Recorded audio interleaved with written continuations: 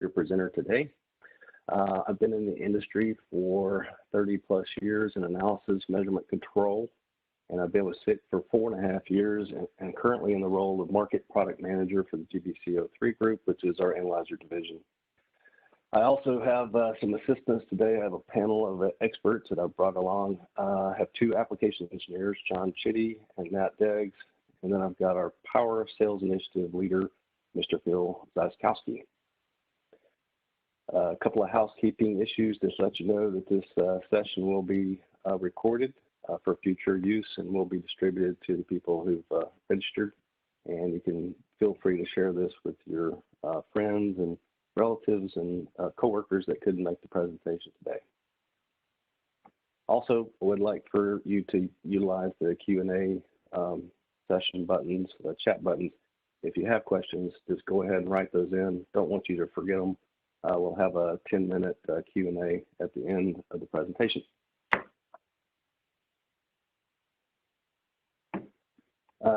SICK has a very broad product portfolio, 47,000 products, and they're all focused on 3 major areas: factory automation, logistics automation, and process automation. They're categorized into global business centers.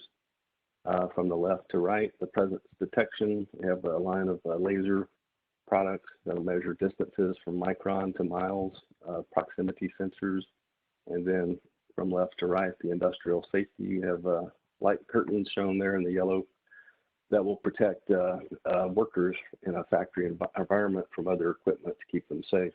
And then the GBCO3, which is the group that I'm with, analyzers. We manufacture analyzers for compliance and well as process measurements. And then the GBCO4, which is flow. We have world-renowned custody transfer ultrasonic flow meters for natural gas and also for non-custody transfer applications. We do other gases such as steam. And then we have an industrial integration space and systems that bring everything together that we make into a cohesive solution and also integrate third parties in as necessary.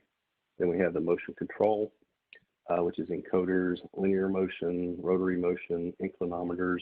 And then we have the identification and measuring group, which uses RFID, 2D, 3D cameras to identify parts and also identify labels through different techniques. And then we also have a new business group, which is a startup group, which we're continually innovating, can come up with new ideas. It's kind of an incubator for new business ideas, where if you have a good business plan, they'll fund that and you can have a startup. So today's presentation is a clear path to a clear stack, opacity upgrades made easy. First, I'm going to go over a little bit of measurement principles. What happens when light impacts a particle. On the right-hand side, you can see if you've been in the woods in early morning or late afternoon, or in your house, you have sun rays filtering through. You'll see some particles in there that are reflecting light, and you can actually see them in the air. Usually about that time, usually your significant other gives you a dust rag and tells you to start. Those might be mesmerizing for you, but they're settling out on my furniture. So what happens when light impacts a particle? Several things can happen. The energy can be absorbed. It can be changed directions. It can be diffracted, refracted, or reflected. So we can take that relationship between the energy density of the scattered light or the absorbed light to relate it to dust concentration through a calibration procedure. So functional principle here is best illustrated. I will run this video and then kind of do a voiceover for it. So we have a sender on one side, is a cross duct, and a receiver on the other side of the duct. The green light tells us everything's working properly. The light source goes through a beam splitter, hits the triple reflector, bounces back to the receiver. So now we know how much energy left the emitter, and then how much returned to the receiver. As you see the stack opacity particles start to be formed coming up the stack, the greater number of concentration, you're going to get a lower transmission. you'll see the transmission start to drop. So the energy coming back to the receiver is dropping. It's proportional to the amount of concentration of particles in the stack. The nice thing about the optical technology is that it's independent of gas, velocity, humidity, and particle charge.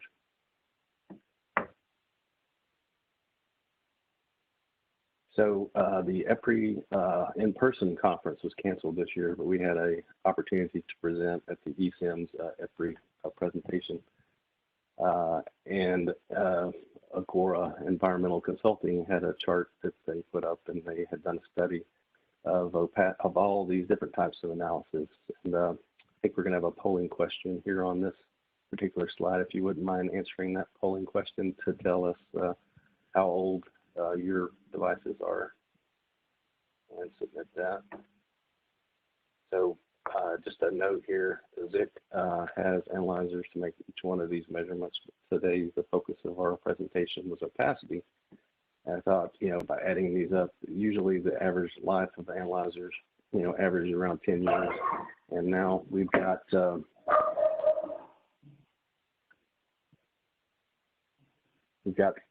approximately 70% of the opacity monitors here are over 10 years old. So probably, difficult to maintain devices at that age. It gets hard to get spare parts. They get discontinued by the manufacturer. So it might be a good time to consider either replacing it outright or upgrading it. So what should you consider? Important considerations for doing a replacement. We have what we call an analyzer questionnaire that we will, interview the site and get your pertinent, information, obviously where your facility is located, and contact information for key individuals. But it's important also for us to get a stream composition because over these analyzers have been in for 20, 30 years. Things have changed. Maybe you've upgraded, added a ESP, and now the particle loading is lower, or you've changed fuel types as well. So we want to make sure that we just don't rip out an opacity and put another one in there without doing our due diligence to make sure that we're giving you the proper measurement. And then, of course, we need to have operating temperatures and velocities and things of that nature. Find out if there's any corrosive gases present. That'll determine what type of metallurgy that we use. Nat, did you want to comment on this section? Yeah. Although it's a dust measurement, the concentrations of the stream composition is still important. The temperatures and pressures as well. You might have chosen a spot to make this measurement, which is where condensate is forming or fog. So all of those things help us determine whether or not we can see the light intensity will be reflected and back to the sender receiver unit.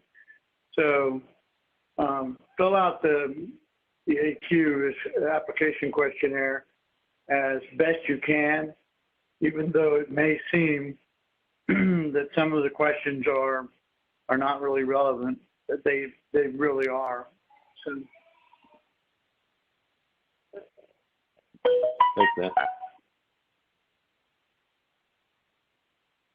So I believe there's a polling question on this particular slide as well, Eric. So this is the family, Dust Hunter family. If you would tell us, what kind of, what you're currently measuring here, whether it's opacity, particulate, or both. And then this is the Dust Hunter family, the ZIC Dust Hunter family. We have both probe style single entry point, and we have cross duct, and then we have the different technologies of scattered light and forward scattered light and backward scattered light. And then we have the transmission, which is the opacity cross duct. And then we have a unique device here that does opacity and scattered light. If you have two different measurement ranges, you need to measure low and high, we can do that with one unit. Would like to note that also one member of the family wasn't here. It's wet gas. FWE 200. It's a closed couple extractive system for wet gas particle monitoring. So this is a typical system with the MCU controller hooked up to a cross duct system with a sender receiver reflector, and then an optional purge air unit. So the Dust Hunter T, which is our opacity or transmission, we have three versions: the basic version, the T50, the T100 with one-sided contamination, and then the T100 with two-sided contamination detection. So with contamination detection, we can actually detect if the lenses are getting dirty, and you can also do a zero and reference point check online. And if you have this capability on the sender and receiver, we can increase the maintenance interval to like 6 months. So with the SP100, which is a popular replacement for some of the opacity analyzers, it's a single probe, single entry, so only one flange. The optics are aligned on the probe continuously, and it can be manufacturing has to see if we have if on the AQ comes back we have corrosive gases present. The C200, which can do the opacity as well as the forward scattered light in one unit, is a cross duct unit, and it has the two-sided contamination too, so it does have the 6-month maintenance window as well. We have replacement kits for some of the more popular opacity monitors out there, where we've developed a retrofit replacement kit. So it includes a adapter flange, which will mate up to the existing, pull your opacity out, mate up to the existing flange, and then has adapter to mate up to the VIC so that you can plug and play, hassle-free installation. We can do an analysis, but you could probably utilize your existing wiring and power, and possibly even the blowers, that we have to take a look at those on a case-by-case basis. And we do run some programs for trade-in, trade-up programs as well, with a promotional discount. So in summary, if you have an obsolete opacity analyzer, let us help you transition that to a new measurement. We're world leader in dust measurement. Our founders, Irvin Vick, some 70 years ago, first patent he got was for a opacity analyzer. So we have a rich history, a lot of experience. We have application engineers and sales and service teams to assist you. If you need a site survey, whether it be in person or virtual, we can make that happen. So I'd encourage you to contact your trusted partner, SICK Inc., to get us engaged to help you upgrade your opacity measurement. And Eric, can we get any questions in on the Q&A? Just waiting to see if we do have any here, John. We just want to give the audience a moment. If you do have any questions, please place those on the right-hand side in the Q&A section, and we'll be sure to get to those. John, would you go back to the slide where the contamination is? Yeah.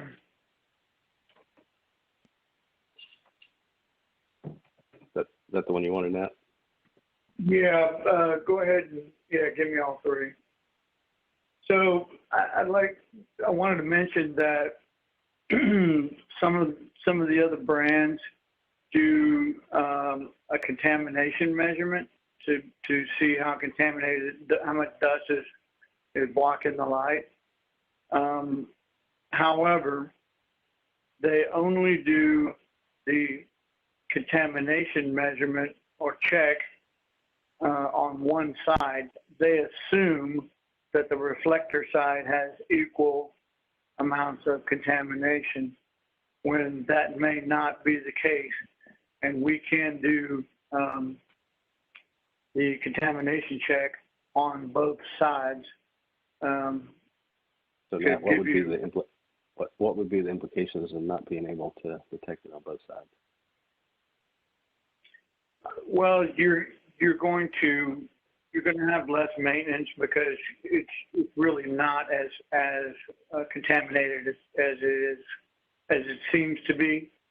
And we can see through contamination down to light intensity reduction by contamination to lower amounts because of that.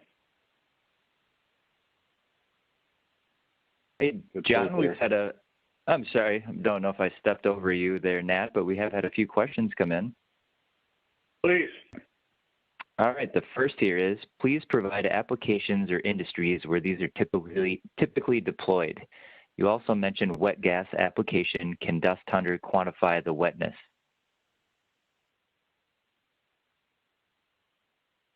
Where these devices are applied, like about the industries, power, coal-fired power is probably one of the largest, but then certainly not to downplay. Also, cement has quite a few opacity analyzers, and steel industry. Anywhere where you're burning a fuel that will produce a particulate is a potential for it, but those are some of the key industries. John or Nat, or Phil, did you want to add to that? Mr. Chitty and Phil might be a good source. I was muted. I can add FCCU units in refining applications. And then the second part of that question, John, did you want to answer about the FWE 200, the wet particle monitor? Yeah, can you ask that part of the question again, Eric? Certainly, yeah. It says, you also mentioned wet gas application. Can Dust Hunter quantify the wetness? No, it wouldn't quantify the wetness. It would quantify the amount of dust or particulate in a wet stack or a PM SIMS. Like if you have a wet scrubber, then you couldn't use the dry gas monitor. You'd have to use the wet gas, which is the FWE, and it would only give you the dust amount, not the amount of water. Perfect. Another question here is, can your Opacity talk Ethernet, TCP, IP? It can with a module, yes. Perfect. I do have one more. How long would we be looking at for an upgrade? And how long would an upgrade take? Does it take a day, a week, or what type of time frame are we referring to? That definitely depends. We do have some units that we keep in stock in the Houston office for quick ship deliveries, but we want to do our due diligence up front to make an analysis, make sure we have the proper technology for the application. But in emergency situations, we could get a opacity monitor up and out and in and up and running in probably 2 to 3 days. From a downtime perspective, it would be just a day to do a swap out, if even that long. Probably not even a whole day. If you're looking at amount of downtime, if the site was ready, the flanges were mated properly and everything. With the upgrade kits, with the adapter kits and stuff like that, it shouldn't be a problem. Correct. Phil, did you want to comment?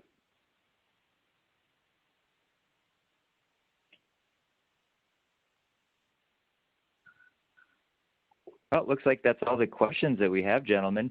John, would you like to put your final slide up one more time just so everyone can get your contact information in case they'd like to get a hold of you? Perfect. Thanks again, everyone, for attending, and thank you, John, for presenting. Thank you, guys. Appreciate it. Have a great day. Have a good day, everyone.